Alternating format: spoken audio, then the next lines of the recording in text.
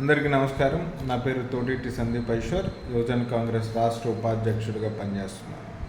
గత కొన్ని రోజులుగా నీట్ స్కామ్ గురించి జరుగుతున్న వివాదం చాలా దౌర్భాగ్యంగా ప్రవర్తిస్తున్న ప్రభుత్వం 25 లక్షల మంది విద్యార్థులు నీట్ పరీక్ష రాసి వచ్చిన రిజల్ట్ని బట్టి అవకతవకలు ఉన్నాయి, స్కామ్ జరిగినాయి, పేపర్ లీకేజీలు ఉన్నాయని స్పష్టత అయిన తర్వాత కూడా దీని మీద సరైన నిర్ణయం తీసుకోకపోవటం అనేది గవర్నమెంట్ ఖచ్చితంగా ఫెయిల్ అయిందని ప్రూవ్ అవుతుంది.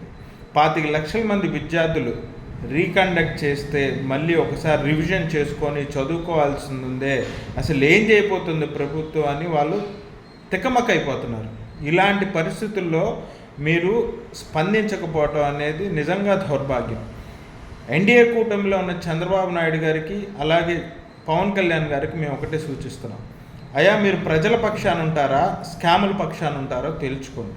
ప్రజలు మిమ్మల్ని అందరం ఎక్కించింది, అధికారం ఇచ్చింది స్కాముల పక్షాన నిలబడడానికి కాదు, ప్రజల పక్షాన నిలబడాలి, ప్రజల పక్షాన గొంతై నిలబడాలని వారు మీ పక్షాన నిలబడ్డారు. కానీ మీరు ఏదో మోడీకి తొత్తుల్లా పనిచేస్తారంటే జగన్మోహన్ రెడ్డి గారికి ఏ గతి పట్టిందో అదే గతి మీకు పడుతుంది. మీరు ఒకటి గుర్తించాలి, పవన్ కళ్యాణ్ గారు మీ యొక్క నేచర్ని మార్చుకొని రాజకీయ అవసరాల కోసం, పదవుల కోసం కనుక మీరు అంతే ఉంటే మీరు కూడా ఈ ప్రజాక్షేత్రంలో ఖచ్చితంగా ఫెయిల్ అవుతారు. బయటికి రండి, 25 లక్షల విద్యార్థులకు న్యాయం చేయడానికి కాంగ్రెస్తో పాటు గొంతై నిలబడండి.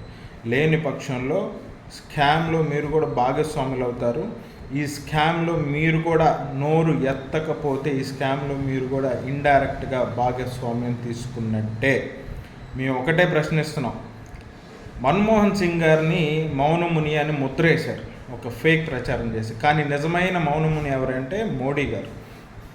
మన్ కీ బాత్లో నీటి విద్యార్థులు ప్రోత్సహిస్తూ మాట్లాడతారు, కానీ అదే మన్ కీ బాత్లో మాట్లాడి ఎవరి కోసం అయితే, ఏ విద్యార్థుల కోసం అయితే మాట్లాడారో ఆ విద్యార్థులు ఈరోజు స్కామ్కి గురైతే, స్కామ్లో బలైతే వారి పక్షాన మాట్లాడలేకపోతున్నారు. వారిని కనీసం వారికి మేలు చేయడానికి కనీసం ఆలోచన చేయలేకపోతున్నారు. అయ్యా, మౌనముని అయిన మోడీ గారు నోరు విప్పి 25 లక్షల మంది నీట్ విద్యార్థులకు న్యాయం చేయాలని మేము కాంగ్రెస్ పార్టీ తరఫున, యువజన కాంగ్రెస్ తరఫున డిమాండ్ చేస్తున్నాం.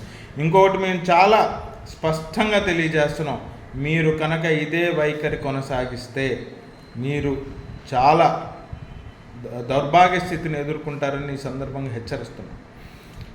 ఒక అన్క్వాలిఫైడ్ వ్యక్తి డాక్టర్ అయితే ప్రజలకు, రోగులకు, సమాజానికే ఇబ్బంది. మీరు అది ఆలోచించాలి. మీరు కనుక ఇలాంటి వైఖరి ప్రదర్శిస్తే మీరు ప్రజలకి ద్రోహం చేసిన వారు అవుతారని ఈ సందర్భంగా హెచ్చరిస్తూ నీటి విద్యార్థులకు న్యాయం చేయాలని కోరుకుంటున్నాం. ధన్యవాదాలు. జై హింద్, జై కాంగ్రెస్.